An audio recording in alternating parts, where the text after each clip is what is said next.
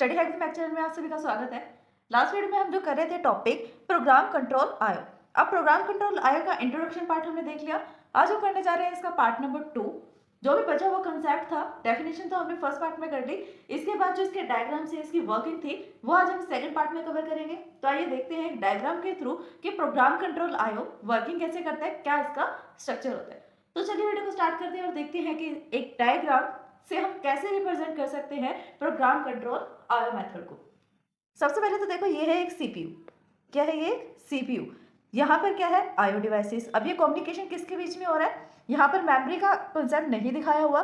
किसका कॉन्सेप्ट है? आयो डिवाइसेस से लेकर सीपीयू तक और सीपीयू से लेकर आयो डिवाइस तक जो कम्युनिकेशन हो रहा है वो कैसे हो रहा है, ये डेटा जो ट्रांसफर हो रहा है वो कैसे हो रहा है। हमने इसके डेफिनेशन में क्या पढ़ा था प्रोग्राम कंट्रोल आयो में कि सीपीयू क्या करता है, कंटिन्यू मॉनिटरिंग करता है आयो डिवाइसेस के लिए, ये चेक करने के लिए कि कब आयो डिवाइसेस जो है वो फ्री होंगे।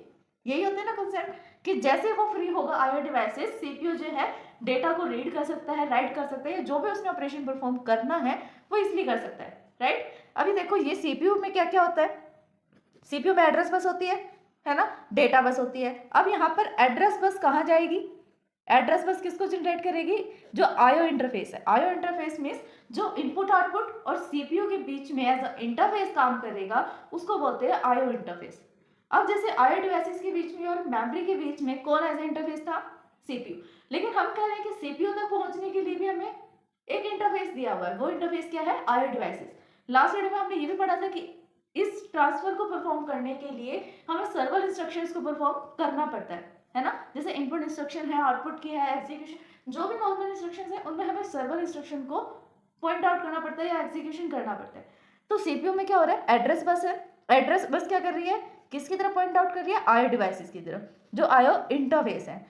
फिर डेटा कहाँ से रिसीव कर रही है? डेटा बस आयो इंटरफेस से डेटा रिसीव कर रही है सीपीयू तक पहुंचाने के लिए, है ना। क्योंकि इसका देखो कहाँ पर एरो जो है, किसकी तरफ डेटा ट्रांसफर हो रहा है? सीपीयू की तरफ। लेकिन एड्रेस किसकी तरफ जा रहा है? आयो डिवाइसेस की तरफ। अब सीपीयू क्या कर सकता है? एड्रेस सेंड कर सकता है, जो भी उसने ऑपरेशन परफॉर्म करना है, जिस ऑपरेंड पे करना है, या किसी भी चीज का एड्रेस, क्योंकि सारा काम किस पे परफॉर्म होता है? 0 1 पे, और 0 1 कहीं ना कहीं मेमोरी में स्टोर होता है, तो उसका एड्रेस जनरेट करना पड़ेगा। तो ये एड्रेस बस क्या करती है? एड्रेस को कंटेन करती है ना। फिर नेक्स्ट आयो रीड। आयो read means input output read operation. अब सीपीयू एड्रेस जनरेट कर सकता है, रीड ऑपरेशन परफॉर्म कर सकता है आयो पे, और राइट ऑपरेशन परफॉर्म कर सकता है, ठीक। और लास्ट काम वो क्या कर सकता है? इंटरफेस के थ्रू इनपुट डिवाइस से डेटा ले सकता है by using the data bus. ये तो हुई बात सीपीयू की कि वो क्या कर सकता है, कहाँ से इनपुट ले सकता है, या कहाँ इनपुट दे सकता है और आउटपुट कहाँ से ले सकता है। अब बात करते हैं कि आयो इंटरफेस। आयो इंटरफेस क्या कर रही है यहाँ पर? आयो इंटरफेस के अंदर क्या क्या है? एक तो एड्रेस डिकोडर है, डेटा रजिस्टर है, नेक्स्ट एक फ्लैग बिट है स्टेटस रजिस्टर के साथ। अब एड्रेस डिकोडर आयो इंटरफेस में क्या कर रहा है? क्या काम है यहाँ पर एड्रेस डिकोडर का? कि जो भी एड्रेस जनरेट हो रहा है सीपीयू के थ्रू, सीपीयू जो एड्रेस जनरेट कर रहा है वो एड्रेस डिकोड हो जाए एड्रेस डिकोडर में।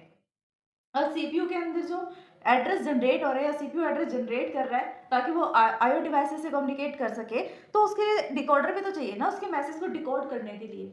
अब सीपीयू जो मैसेज भेज रहा है वो किसी और फॉर्म में है, आयो डिवाइसेस तक जो इंस्ट्रक्शन जा रही है वो किसी और फॉर्म में जा रही है, तो बीच में ऐसा कोई ना कोई डिकोडर या एनकोडर तो होगा ना जो उसको डिकोड कर रहा है या एनकोड कर रहा है ना। अब जो आयो डिवाइसेस सेंड करेगा डेटा उसके लिए भी डिकोडर होगा, और सीपीयू जो सेंड कर रहा है उसके लिए भी सेम डिकोडर है, एड्रेस डिकोडर। एड्रेस डिकोडर का काम क्या है? एड्रेस को डिकोड करना जो सीपीयू दे रहा है, एड्रेस। फिर है डेटा रजिस्टर। अब डेटा रजिस्टर क्या करेगा? सिंपल काम, डेटा को सेव करेगा। डेटा रजिस्टर का मीनिंग यही होता है ना, डेटा को सेव करने वाला रजिस्टर। नेक्स्ट है स्टेटस रजिस्टर। अब स्टेटस रजिस्टर क्या करता है? स्टेटस दिखाता है कि अगर 1 है तो फ्री है लाइन्स, या फिर बसेस जो है जिनका हम यूज कर सकते हैं वो लाइन्स फ्री हैं तो 1 आएगा। अगर लाइन्स बिजी हैं तो 0 दिखाएगा। अगर लाइन्स जो है वो 1 फ्लैग बिट दिखाएगा, फ्लैग बिट यहाँ पर शो होगी कि 1 है या 0 है। अगर फ्लैग बिट 1 है तो 1 पे क्या होगा कि सारे लाइन्स जो है वो फ्री हैं, या ये पर्टिकुलर लाइन फ्री है जिससे आप क्या कर सकते हो? डेटा को ट्रांसफर कर सकते हो। जो सीपीयू है मॉनिटर करता है, वो किसको मॉनिटर करता है? स्टेटस बिट को मॉनिटर करता है। स्टेटस बिट से उसे ये पता लग जाता है कि 1 है तो फ्री है लाइन्स, 0 है तो फ्री नहीं है।